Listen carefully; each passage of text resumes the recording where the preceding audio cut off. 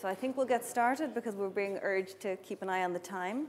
There's a massive big light there, so I can't see you terribly well. So when people are asking questions, I'm ignoring you, wave. This will be less of a presentation than the last one. I'm really hoping we have a discussion. Also, I'm just off the red eye from Boston, so if I lose my train of thought, be gentle. So basically, I want to share some thoughts really around this and spark a bit of discussion and pick your brains as much as possible, basically. So can everyone hear me okay? Yeah. Good. Okay, so 4 key areas that I wanted to go through today. Obviously, the first and obvious one, what is VUCA and why do we care? But then coming from that, I really think that our approach to it now is that IQ is no longer enough. Every presentation today will talk about digital. I won't. I think we all have accepted as obvious that digital is a superb suite of tools and we all need to choose the right tools. But I personally think we're getting a little obsessed that digital will fix everything. I think there are elements around communication, market understanding, consumer and customer understanding that will remain critical and that will remain human. And then looking at that builds into what sort of skills do our supply chain leaders need. And some of those are old skills that are more important than they've ever been. And some of them are areas that traditionally haven't been found in abundance in supply chain. But going forward, if we're going to succeed, we're going to need to develop those. And then the last one is one I've a lot of energy for. I think diversity is the cultural disruptor. I think digital has been the technology disruptor for the last number of years. And I think as we look at growing our talent pool, as we look at the degree of multitasking that's coming going forward, and Me Too, all of these cultural movements, I think that diversity is going to become more and more important as we look at sourcing the talent we're going to need to do brilliantly. So, VUCA. Everyone knows the acronym. Everyone knows this was something they came up with in the military, and that has, I'd say, relatively stealthily taken over. It is very much the new normal. And all of us in our supply chains are dealing in some cases with systems that were built and built very, very expensively on a certain set of assumptions, which no longer mirror our reality very much. And certainly in some cases our talent, or the people in some of the seats, may not be terribly talented, may have been very suited for some particular tasks. And particularly as we move across industries, move across groups, there are still some pockets of very traditional thinking. And how we enable those people to move forward as well, I think is relevant. So getting that new normal is a challenge. So as we look at the IQ piece, so digital, every one of us has a version of this. What is our supply chain digitalization map? What are we doing in what sequence? Our operations, our predictive, as we saw in the previous session, the advanced analytics and the prescriptive part of that. And whilst it's certainly fascinating, and as we saw in the previous session, it's certainly very, very powerful, I feel that we're not necessarily investing enough in the people piece behind that. So if I look at where we are in Merck, we have some digital gurus, and they're doing magic, absolutely magic. However, it's not spreading across the organization and it's not in the daily use in many, many areas. So I'm slightly afraid we're getting a bit two-track. So how are we going to enable our organization to leverage the tools? Because at the end of the day, digital is a set of tools. And you can give me whatever tools you want. I can't build you a house. It's not in my skill set. Vice versa, other people put them in the most wonderfully equipped kitchen. They will not produce a Gordon Ramsay meal. So it is about matching the people and their skill set to those available tools. Sorry, this is more animated than I thought. Again, with digital, we're a little bit of thinking it is the fix for everything. Hammer, meet, nail. So when you have a hammer, every problem looks like a nail. And when all of your investment focus is on digital, it can look like digital is the solution to everything, which I think is an oversimplification. Is anyone else feeling the same thing on digital? Is it the huge focus for you guys as well, or? Well, guys, I'm never going to stay awake for 40 minutes unaided. Help me here. Digital transformation is obviously passing throughout the world. It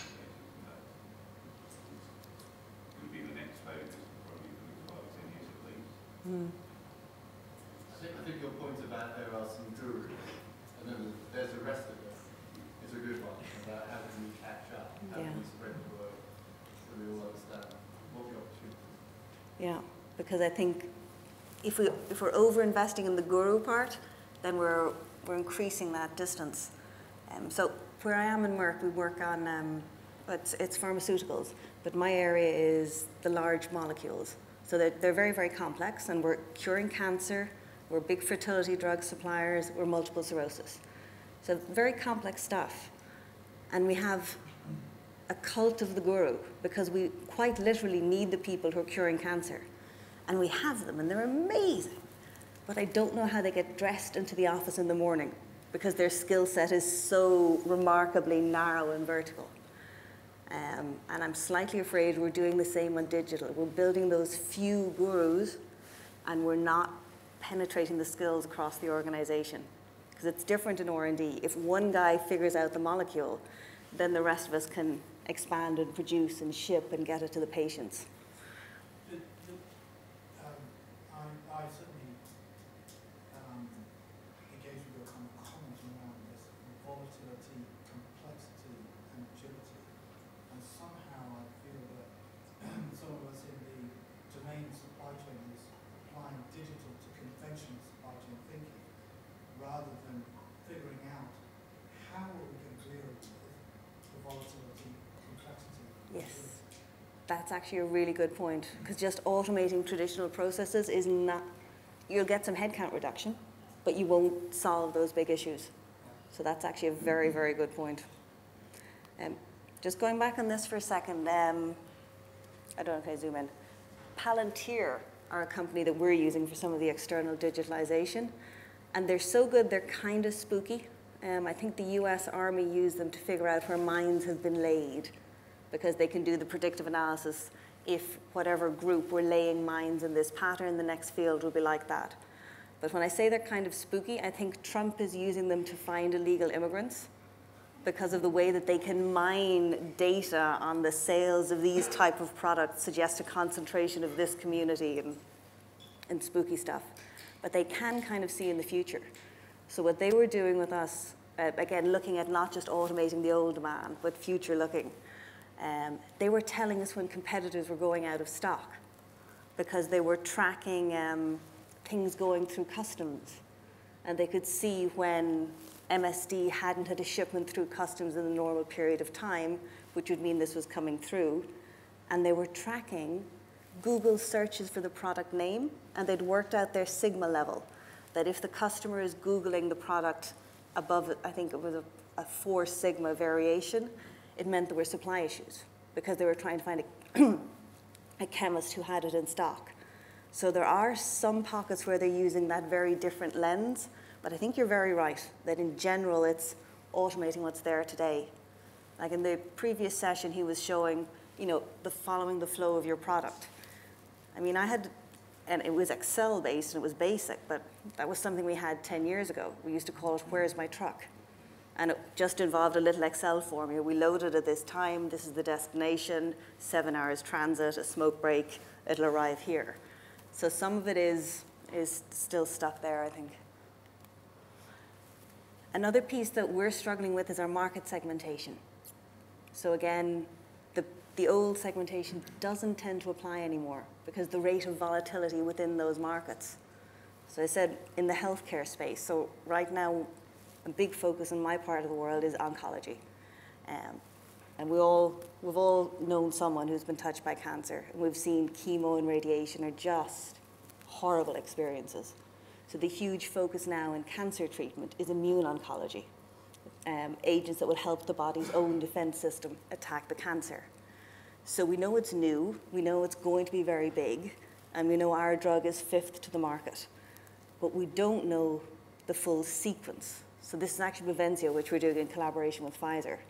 So trying to figure out the variables regarding which drug will be approved for which indication, which country, and which timing is massively complex. And our market segmentation that we had as we thought about the launch plan has shown to be completely wrong. So that the first indication is a really nasty skin cancer. So as a very blue person, obviously I'm Irish, I looked in the market and said, Australia. Australia will be one of the first to launch, because in Australia it's very bloody hot and a lot of them are of Irish descent. But then the reimbursement policies are different. So all of how we segment, how we think about sequencing has had to change a lot. And every time there's something new coming out from the FDA, the whole thing goes up in the air and down again. So that has been a challenge, and that's been a challenge to our thinking as well. We used to, 5 or 10 years ago, every presentation to the big boss was about agility and how wonderful we were with our new agility. Now it's like oxygen. It's just a base capability. It's no longer a competitive advantage. No modern supply chain can function without agility. And where we're struggling a little on that in pharma is our processes are built very much from manufacturing. So I see John here from P&G, which is where I grew up. There in fabric care, it's a 4-day cycle between production. So the Ariel 30 scoops, the size they sell in Tesco, they make it on Monday, they'll make it again on Friday. So they can absolutely react to the promotions. If you look at Bavencio, we seed the bioreactor 9 months before we intend that product getting anywhere near a patient.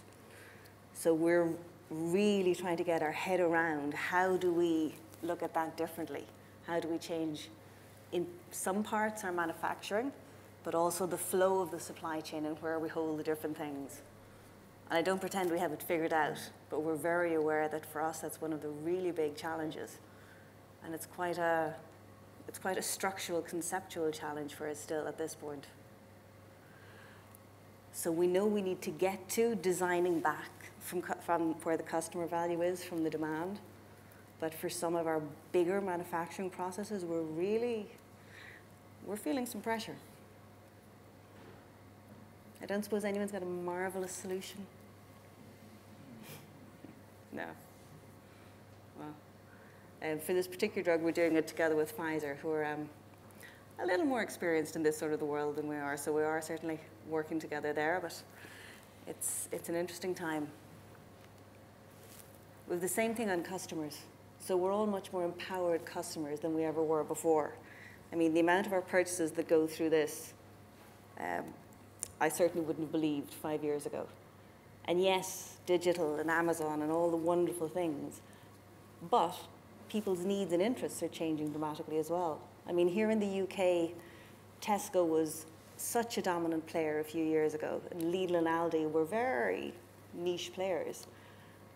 I don't know the figures off the top of my head, but Lidl and Aldi have step changed their position in the market because people's perception of the value equation has changed a huge amount. People's willingness to do their shopping across 3 supermarkets, whereas before they wanted the convenience of one, has changed a huge amount. And that then is come back and affects a lot on our segmentation and how we think about things. So in P&G, we used to live and die back in the day on Pampers promotions. So P&G makes everything. And looking around the room, I think we're all at the age we've passed our pamper buying peak, but they're bloody expensive.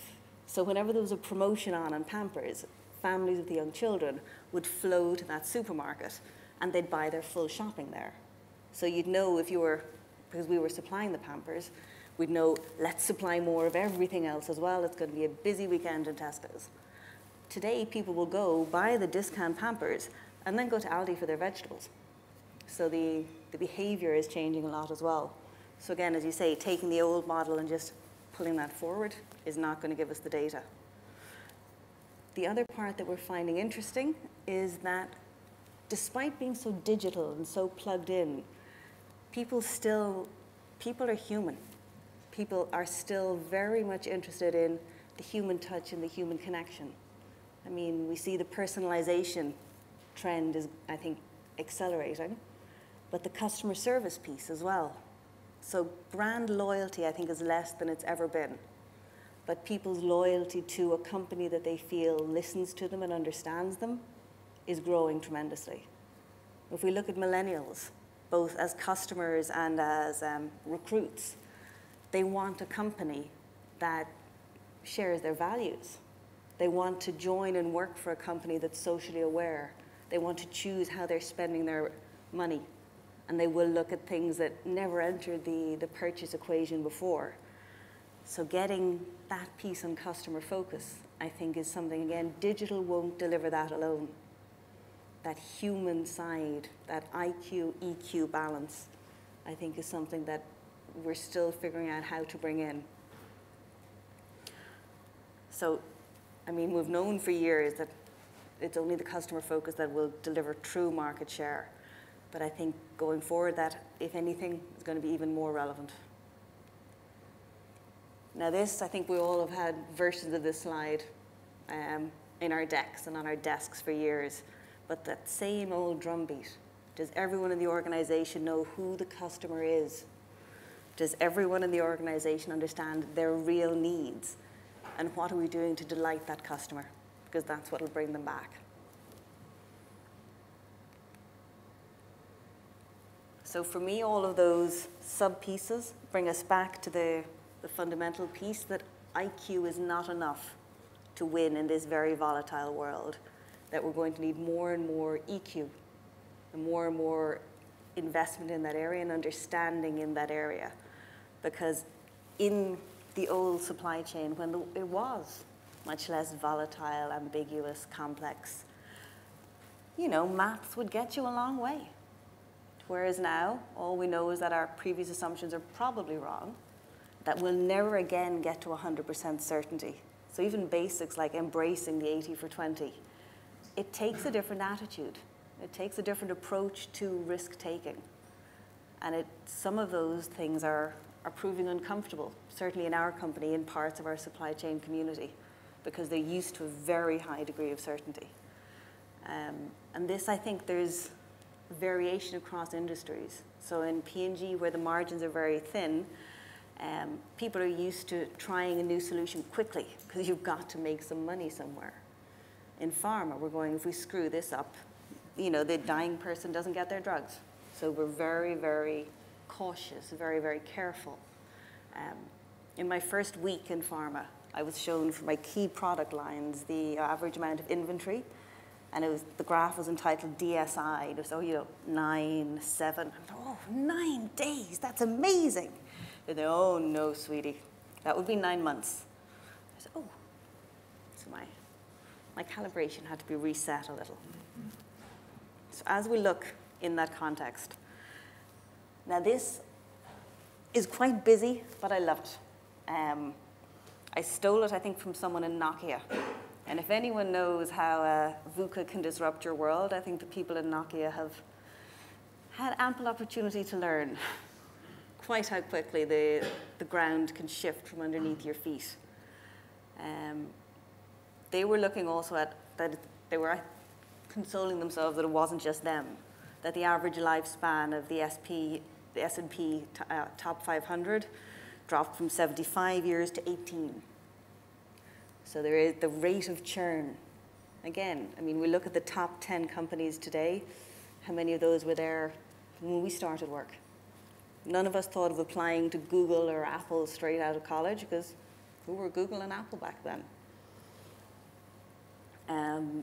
The age of convergence. And that one, I think there's both convergence and divergence. So I personally can't read that trend yet at all on how fast some things are coming together and then splitting again. The generational shifts, there's a lot of talk about millennials, which I think is slightly oversimplifying them all as one big bucket. I think it's a more and more individual culture, and we'll see more and more coming on that.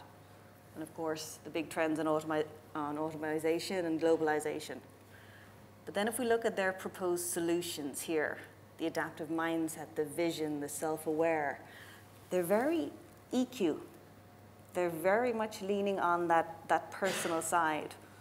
So they weren't thinking on, oh, you know, let's throw a few digital tools and we'll analyze the data faster and have better demand. Going back to what sort of adaptive mindset do you need? Because again, in supply chain, we're hiring engineers. We're hiring very bright, very data-driven, analytical people. And we're now asking them to cope with uncertainty, to deal with a high degree of ambiguity, and to say, I don't know the answer, but I'm going to place my bets this way. Move that way and be prepared to realize quickly when you're wrong and go the other way. And that is probably quite different to how we've asked people to operate before. Quite a different degree of certainty, quite a different degree of risk acceptance and risk tolerance. And it puts a different pressure on us as leaders, because people are only going to take the leap on the organizational trapeze if there's a pair of strong hands there to catch them. So we have to figure out that risk tolerance balance, and particularly in pharma and a highly GMP industry, the tolerance for risk is inherently very low. So you're trying to then find that sweet spot and bring people towards that. So that for me is one of the big challenges, because there isn't a right and a wrong answer. It's not apply solution B. And it is probably quite a moving variable as well. Not sure what I did, sorry. They talk about the human engagement, the people development. I think that is something that is becoming more and more critical. When we look at the future of work, as well as digital, obviously we're all obsessed with AI. And just about the time that we're ready to retire, suddenly, apparently, the working world is going to get much easier, and there'll be fewer people in the workforce. That people will get to choose whether or not to participate in the workforce. There's huge debates on a minimum living wage, because the theory is that in 20 years' time, there won't be labor for everyone. So the society will have to rethink how it's shaped and how it's balanced. But even today, we're most certainly seeing that there is a war for talent. There's a push both push and pull in terms of what the people entering the workforce want and expect, and what our competitors are doing. So even headhunter activity across the last year or so, I have never seen anything like it in my career in terms of the rate and intensity and energy with which they're chasing for different things. But I do think becoming an employer of choice is going to be more and more important. And I think people are going to choose the environment where they feel developed, where they feel not quite nurtured, but certainly part of something, and challenged and engaged. And within supply chain, I don't think that's been necessarily our greatest area of strength in the past. And I think our focus on the human element is going to become more and more important. Now this one, I think, in theory, you can say this is what the Americans call motherhood and apple pie. These are all, but of course a boss should be direct, of course a boss should be reliable. And I think they apply well beyond supply chain. But I do think their importance today is considerably underlined. Because where things are so ambiguous with so much change, you need a boss who can be direct and go, okay, this is a mess, we're all going left. I was talking with John at break time, and he was talking about an organization he's really recently taken over who needed some support. And the way he phrased it was, I've had to go and spend a lot of time on the ground there and, give them some love. Because they needed to feel they had a strong leader who understood what was happening, who understood the complexity of their life, and who was there to support them. I mean, I think a lot of what we do for our team is almost an umbrella function. So we take all the stuff that is coming from above and from the markets and from outside and distill that into what is real and meaningful for our people and give them that clear direction. And before we could do that as an annual exercise. It was lovely. It might come in about February. Now you need to be much more agile with that. You need to continually revisit and come back, revisit your assumptions and come back and check, is that direction still the right thing? But I think it's one of the biggest values we can bring to our teams is that clarity. Because God knows nothing else is clear. So at least we can go, yes, there's a fog, but we're going left. Follow me, I've got big boots. Now this actually I chose because of the quote over on the right. So in the midst of all the chaos, I like the thought that maximum growth occurs at the border of order and chaos. Because my job quite often feels like I'm at the border of order and chaos. So I like the thought that, yeah, that is somewhere that's very stretching, and that you learn a lot. And with the right people, I think you can actually thrive very well in that area. You can learn a lot. But again, the very, very high IQ, very narrow skill set people tend to prefer order. And you can't have too many fire throwers who live for the chaos. It's finding your way to balance between the two that I think is an area of interest.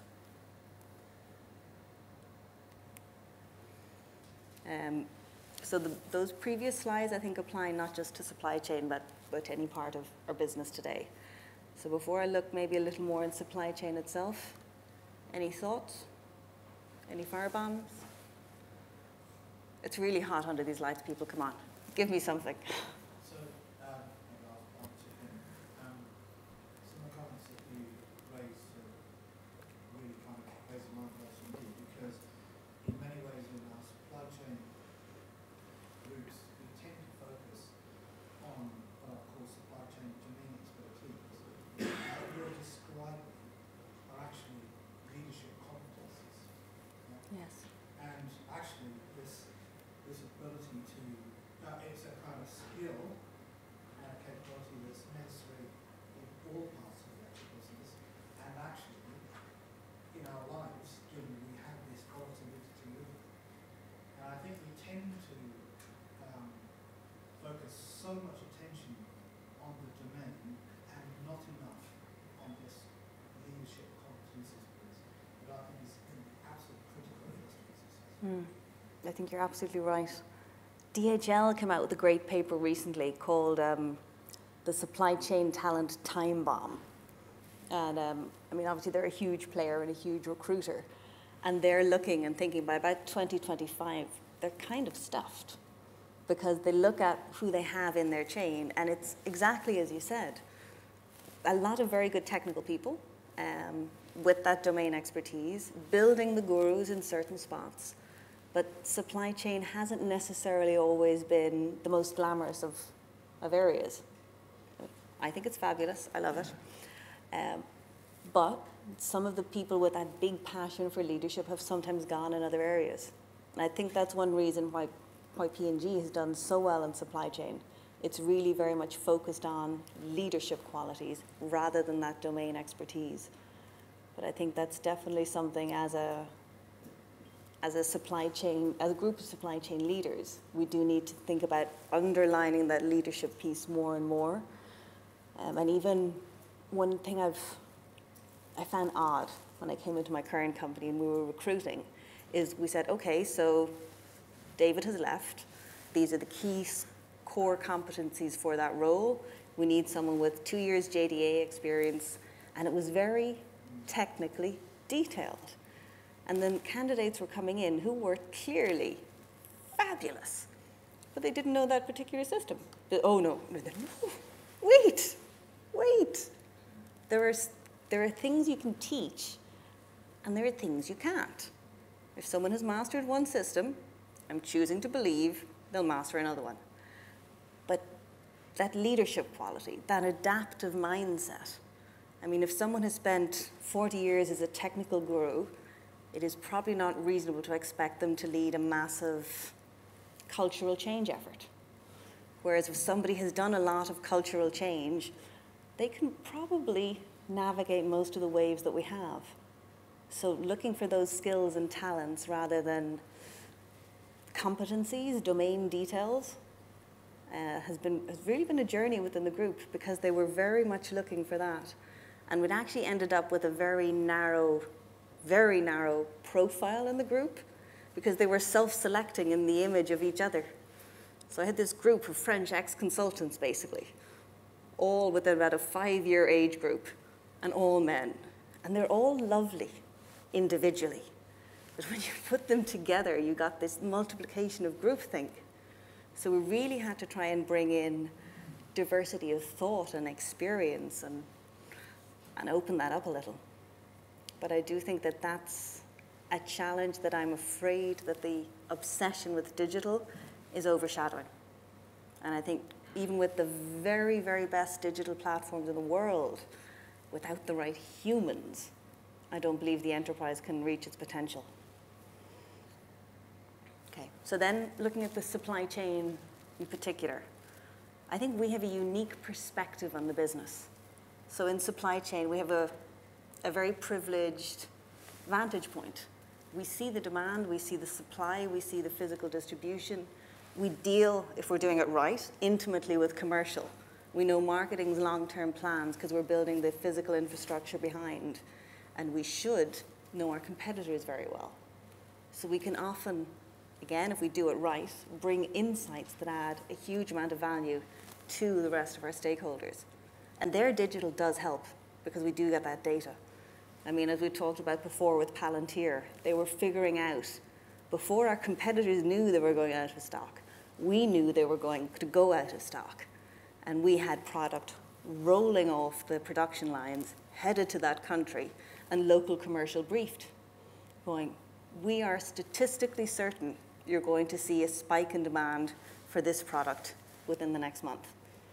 Go and push. And they did. Just once commercial listened to us, it was fabulous. So getting to see, to connect those dots and add that value, I think is something very, very interesting. And again, that's the sort of work that will attract those individuals we're looking for.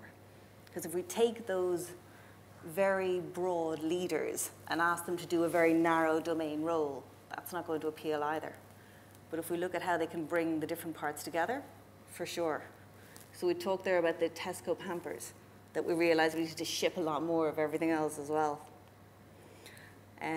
One thing that P&G did very, very well was next day replenishments. So I don't know how many of you go shopping when you're in Spain, but there's a fabulous department store, El Corte Inglés. Enormous, huge chain. There's a few in every major city and one in all the smaller ones. But they've loads of different departments. And they have a very, very individual order system. And they actually invested more than anyone else, I think, in Europe had at the time in their distribution network. So say one Procter product was Duracell batteries. And they would sell those in the supermarket, in the toy department, in the games department, somewhere else. So there'd be 4 different sub-departments within the store. So via their till data, they'd know at the end of the night that they needed replenishments of the batteries in the Seville store, this many on this floor, this many here, this many here. That would come through the systems to us overnight. We could then load, pick, and prepare a box that said electronics department level 2 with everything for that.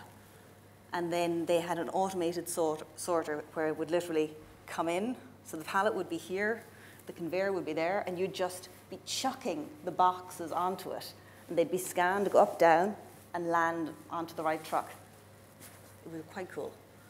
But it meant that that visibility of exactly what had been sold the day before could go all the way through the supply chain and all the way back in. So they were almost inventoryless and perfectly in stock. And this one was in Spain as well. I learned my Spanish in a warehouse in Spain. I know no bad words. It's one of my proudest achievements. But the truckers in Spain were an interesting bunch. And we were based in Barcelona. And there's a really interesting physical flow around Barcelona. Because in the summer, there's all the fruit trucks are going up. So it's very, very easy to get trucks from Northern Europe coming back down to Spain at that time of the year because they want backloads. And at other times of the year, there's nothing. There's also the issue of you're very close to the port, so, fish in the trucks. And this was around the time that the European Working Hours Act came in, and they all had to have their discs. So they were wild. Trying to figure out what the flow of trucks around was a huge, huge pain point for us, but also for our customers, because we were big enough that we had a certain amount of weight.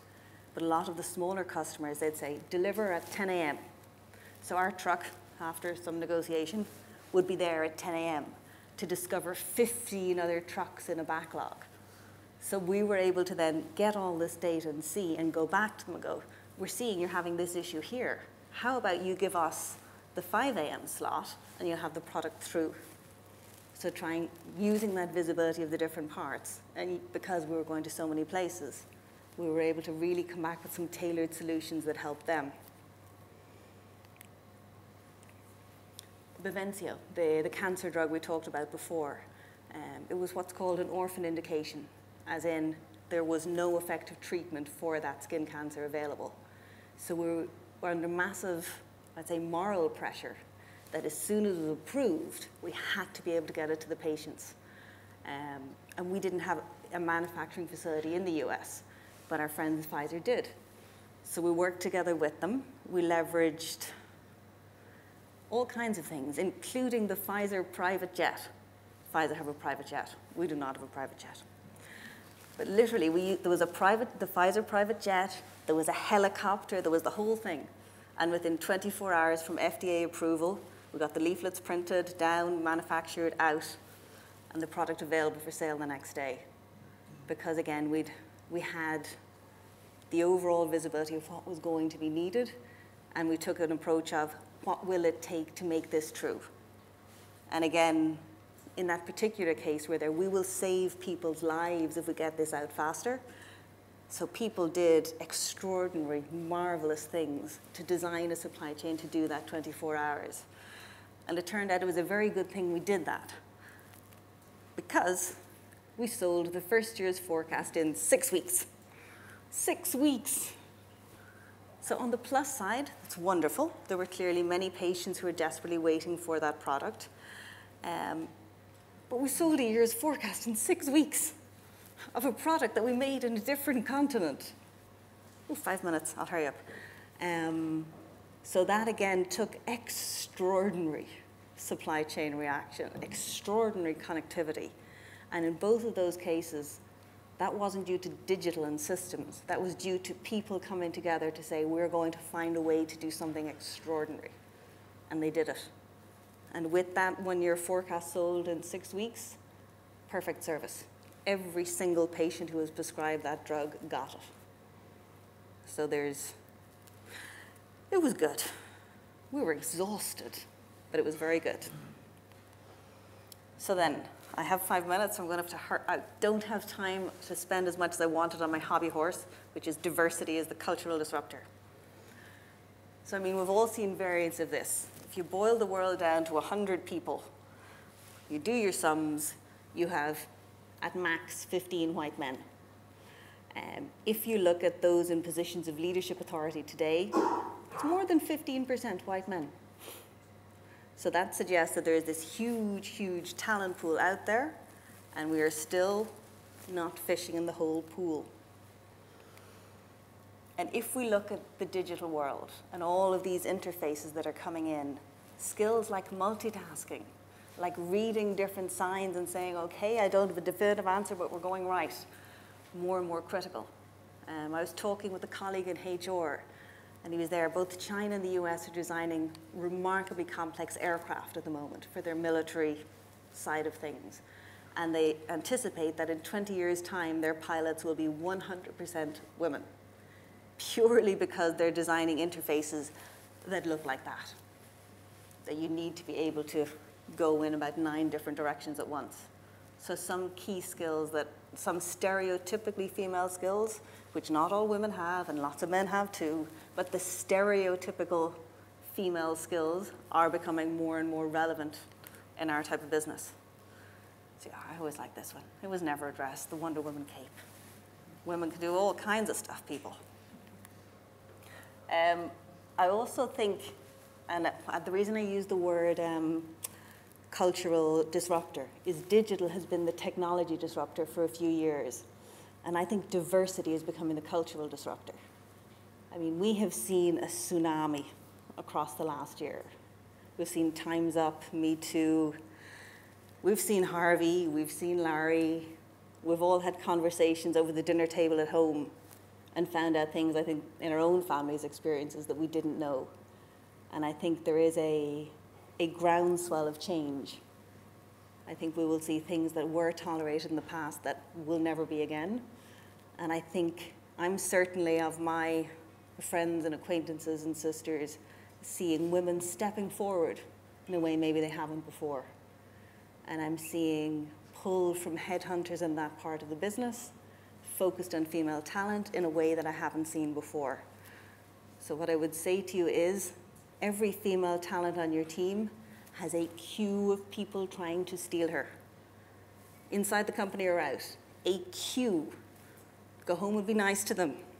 Check that they have a development. Really, it's going to be a big war for talent. I've never been as popular in my entire life as I have in the last year. And I've headhunters phone and just, they mention a position. I go, well, that sounds lovely, but, it doesn't fit for me or the location. But, let me suggest David. And they're, oh, no, we need more women. Literally. Which is kind of borderline illegal. So there's a huge push. And there are certainly a lot of tensions that have been under the surface that are coming up. So it's always much, much healthier to ask someone how they're feeling. Do they have any Harvey stories they'd like to share? Have there any concerns within the company? Before they explode all over your office.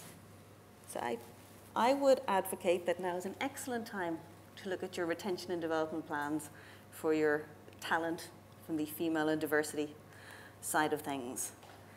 Now this is from Davos. Dun, dun, dun. Play.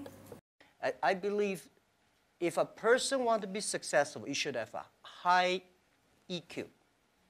But if you don't want to lose quickly, you should have a high IQ. But if you want to be respected, you should have high LQ, the Q of love. So those three Qs put together, a lot of men, they have a high IQ but low EQ, and a very tiny LQ. Women, balance-wise, they're the best. If you want your company to be successful, if you want your company to operate with wisdom, with care, women is the best. So says the man who runs Alibaba. Just putting it out there. Certainly my own professional experience has been every time I've had someone or a group from the LGBT community, they have been exceptional. Exceptional. Because it's a fact today that minorities struggle with access to education. So that's not an issue for women. Women are graduating faster than men at this point. But minorities have to make bigger sacrifices, bigger efforts to reach their educational potential. So they've already shown ability to overcome adversity, ability to manage complexity, to deal with ambiguity, and to deal with crap, basically, to get where they are. So they tend, every single one, in my 20 years working, every single minority person I've had has been disproportionately good. I don't believe that's all luck. So as we're looking at these skills, people who've had broader life experiences tend to have more of those skills. And there's intrinsic diversity versus acquired diversity. So intrinsic diversity is what you're born with. But acquired diversity, you could be the son of an army guy and have lived in 7 different countries and speak 4 languages. And that gives tremendous perspective and tremendous resilience as well. So there are many ways of measuring diversity, but I think it's a very interesting qualification in today's world. Now, I'll go to the last slide. They're gathering near the doors, which is making me a tiny bit nervous. So, bum bum. Why, especially in supply chain, are there not enough women? I think there's not enough women anywhere. I think supply chain and manufacturing have traditionally been played as more macho and have attracted less women in a culture that is predominantly male. And I would say, when I say predominantly, I mean 80% or more. It tends to be a less friendly working environment in terms of work-life balance, in terms of policies, and in terms of just the basic discriminatory things of the posters on the wall and the stupid jokes. And I think tolerance for that side of things is going. And I think young men won't have tolerance for it either. So some of those traditional blokey things, I think they will go the way of the dinosaur. quite quickly. I'd say mass extinction is coming for that particular subset. And I think the majority of men have no interest in that either, to be honest. I think it is very much a small subset, but when they're in a large, mostly male group, most of the men just go, oh, David. But they don't, it doesn't bother them in the same way. They don't challenge it quite as robustly. And I see it going to be quite robustly challenged now and going forward. But I do think women will stand up and apply for things and go for things a lot more now. I don't know the ages of everyone here, but certainly I've got a teenage daughter. I'd say many of us do.